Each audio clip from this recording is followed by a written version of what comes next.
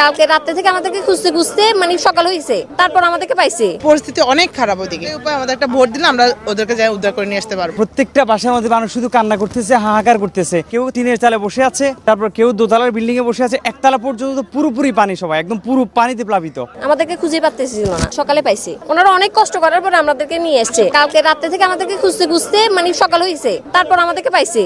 ওনারা অনেক কষ্ট করার পর আমাদেরকে নিয়ে এসছে। আমাদেরকে খুঁজে পাচ্ছিল না, সকালে পাইছে। প্রত্যেকটা বাসার মধ্যে মানুষ শুধু কান্না করতেছে, হাহাকার করতেছে। কেউ টিনের চালে বসে আছে, তারপর কেউ দোতলার বিল্ডিং এ বসে আছে। একতলা পর্যন্ত পুরোপুরি পানি, সবাই একদম পুরো পানিতে প্লাবিত। আমরা একটা বোট নিয়ে বেরিয়েছি, ইঞ্জিনের নৌকা। এদিক দিয়ে গিয়েছি ছাগলনিয়া লস্করহাট, ছাগলনিয়া এদিকে এটা পাঠাননগর থেকে লস্করহাট থেকে মোটুবি গিয়েছি। যাওয়ার পথে মানুষের কি কষ্ট, মানুষের কি কান্না।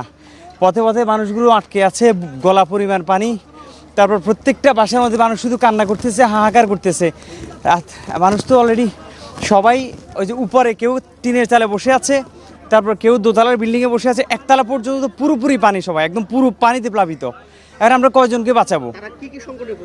সংকট এখন সবচেয়ে বড় সংকট হচ্ছে পানি এবং খাবার, এই দুইটা প্রবলেম। এবং অসংখ্য লোক আছে যারা এখনও হয়তো দেখা যাচ্ছে যে ঘরের মাঝামাঝি সিঁড়ি আছে, সিঁড়ি রুম, যাদের একতলা বিল্ডিং সিঁড়ি রুমে আটকে আছে। তারপর অনেকে আছে দেখা যাচ্ছে ছাদের উপরে আটকে আছে, সেখানে পানি এই পরিস্থিতিতে আছে।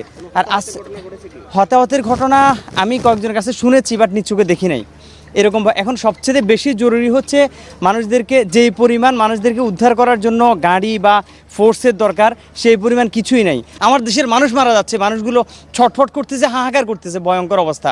এই পরিস্থিতিতে মানুষ আছে। সারা রাত পথে ছিলাম, সারা রাত।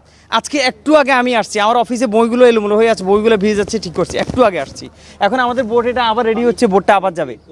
পানির অবস্থা, পানি কমতে শুরু করা নাই ভাই, পানি আসতেছে। ওদিক থেকে আমি দেখলাম যে আরও বাড়তেছে স্রোত, ওদিক থেকে এদিকে স্রোত দেখছি। আমাদের যে রেল লাইনটা আছে, রেল ওই যে চট্টগ্রাম দিকে যে রেল লাইনটা এদিকে আসছে, আমরা রেল লাইনের কাছাকাছি যখন আসছি দেখলাম যে পানির স্রোতের কারণে আমাদের বোটটাও ডুবে যাচ্ছে। আর তার চেয়ে ভয়ঙ্কর বিষয় দেখলাম কি, পথের মধ্যে অনেক মানুষরা যারা অসুস্থ হয়ে যাচ্ছে। আমি এখানে যে হিন্দু এলাকা নিজাম হাজারী বাড়ির পেছনে, এখানে একটা লোক স্ট্রোক করে মানে কান্না করতেছে, ভাই আমি সহ্য করতে পারতেছি না। মানে আমাদের কাছে কান্না করে, ভাই আমাদেরকে নিয়ে যান, আমার রুগীটা আপনি মিশন হসপিটালে দিয়ে আসেন। আমাদের এখানে বোটে অলরেডি 20 জন লোক আছে, আমি আরেকটা লোক তুললে এর মধ্যে 2 জন হচ্ছে গর্ভবতী, এদেরকে আমি সদর হসপিটালে পাঠিয়েছি, স্ট্রোক করছে। তারপর আরেকটা লোক, তার পায়ে কি সমস্যা, দ্রুত হসপিটালে যাওয়া দরকার, সেটার হাহাকার করতেছে।